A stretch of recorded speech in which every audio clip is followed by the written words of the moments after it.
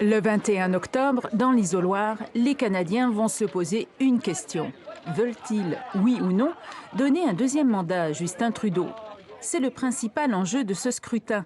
Et la lutte s'annonce serrée entre les troupes libérales du premier ministre sortant et celles du chef conservateur, Andrew Scheer. Merci de votre accueil chaleureux. Justin Trudeau demande aux Canadiens de l'élire de nouveau pour poursuivre ce qu'il a entrepris dans ce premier mandat. Et il les met en garde contre les dangers d'un retour à l'ère de Stephen Harper, l'ex-premier ministre conservateur qui a dirigé le pays pendant 9 ans, s'il décide de redonner le pouvoir aux conservateurs. Je choisis d'avancer. Il faut plutôt choisir d'avancer, dit le slogan des libéraux. Mon plan pour les Québécois? Baisser le coût de la vie. Du côté des conservateurs, on mise sur le portefeuille des Canadiens, avec le slogan « Plus pour vous dès maintenant ». Andrew Scheer, qui en est à sa première campagne électorale comme chef, promet de réduire les impôts et de reprendre le contrôle des finances du pays. Et la prospérité de notre pays.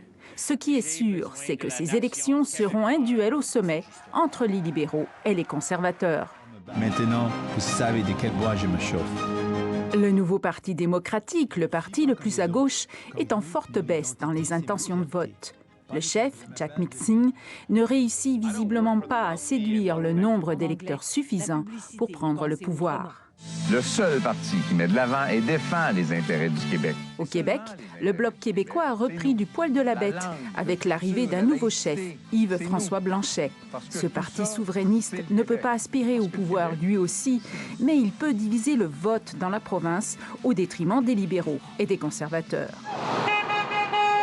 Et il ne faut pas oublier non plus le Parti vert du Canada, qui a récemment fait des percées importantes dans l'ouest du pays.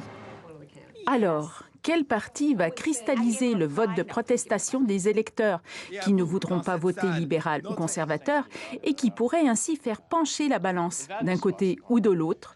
C'est l'inconnu de ce scrutin.